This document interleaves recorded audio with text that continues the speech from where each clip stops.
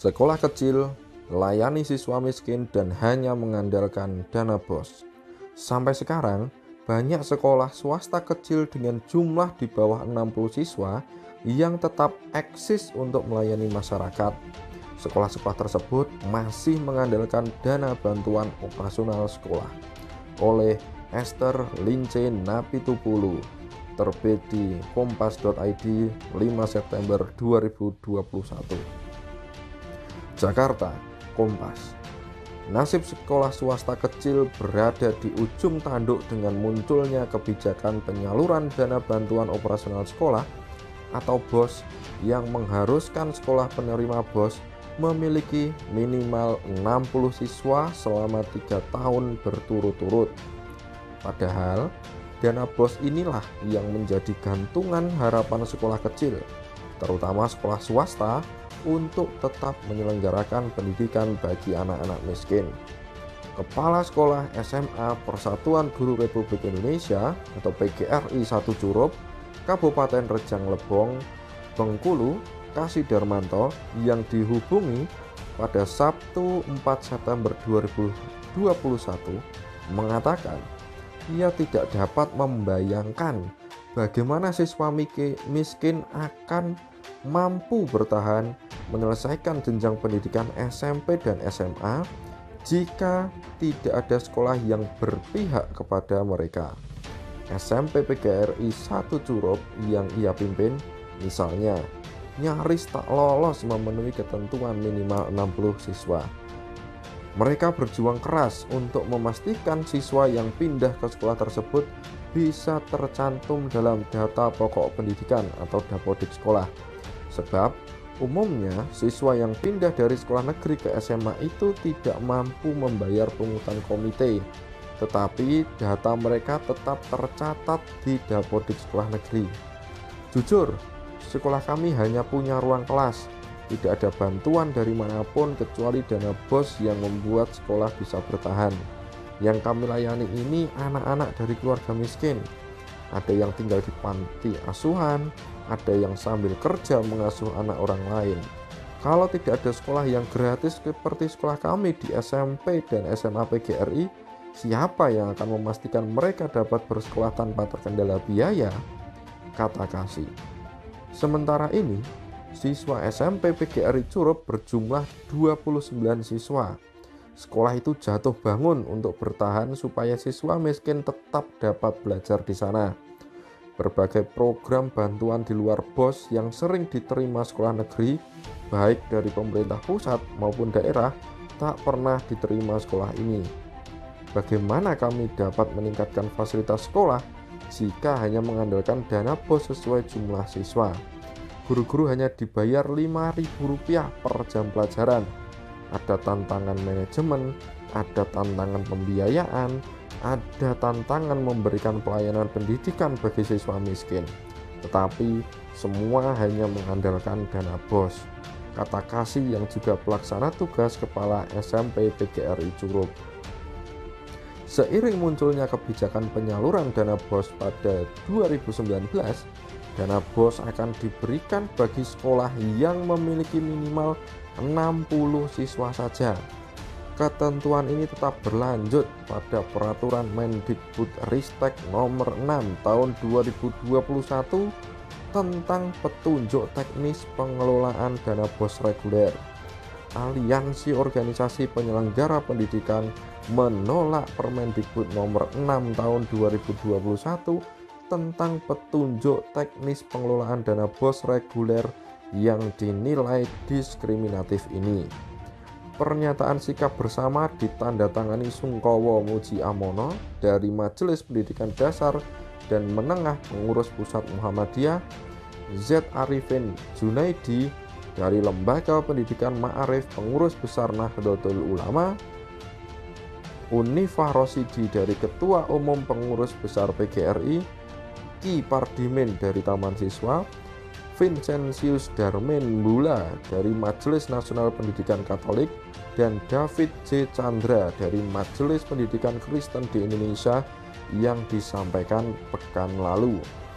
Ada ketentuan bahwa dana BOS yang diberikan kepada sekolah di jenjang SD, SMA, SMK sederajat jika dalam 3 tahun berturut-turut jumlah total siswa di suatu sekolah minimal 60 orang. Kenyataannya, banyak sekolah swasta kecil dengan jumlah di bawah 60 siswa yang tetap eksis untuk melayani masyarakat.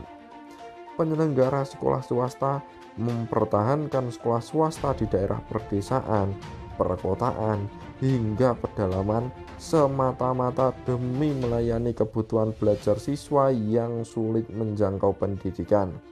Pertimbangannya antara lain kendala geografis, tidak ada sekolah negeri, hingga melayani anak-anak dari keluarga miskin. Tidak sesuai harapan. Direktur Jenderal Pendidikan Anak Usia Dini, Pendidikan Dasar dan Menengah Kemendikbudristek Jumeri mengatakan, aturan tentang dana BOS untuk sekolah dengan minimal 60 siswa tersebut dimaksudkan agar pemerintah daerah dan masyarakat penyelenggara pendidikan melakukan penggabungan sekolah-sekolah yang peserta didiknya terlalu sedikit. Sebab dengan jumlah peserta didik yang sedikit, para orang tua akan menganggap kualitas layanan dari sekolah-sekolah tersebut tidak sesuai harapan. Kondisi ini juga menyebabkan inefisiensi dalam pengalokasian sumber daya, termasuk dalam hal ini guru dan tenaga kependidikan. Dengan penggabungan sekolah, tata laksana akan lebih efisien dan mutunya dapat lebih ditingkatkan. Jika dana BOS terus diberikan kepada sekolah-sekolah dengan kualitas layanan tidak sesuai harapan, akan menyebabkan pemborosan anggaran negara. Kemendikbudristek perlu melakukan pembatasan untuk memastikan masyarakat terus menerima layanan pendidikan yang berkualitas, kata Jumeri. Secara terpisah, Ketua Dewan Pembina Asosiasi Yayasan Pendidikan Islam Afrizal Sinaro mengatakan, kebijakan pemerintah ini justru menghancurkan pendidikan, terutama kalangan sekolah yang sudah sangat menderita dengan COVID-19. Puluhan ribu lembaga pendidikan swasta terseok-seok dengan berbagai beban berat akibat menurunnya secara masif jumlah peserta didik. Ditambah beban biaya yang berat juga harus dipikul dalam kondisi sulit.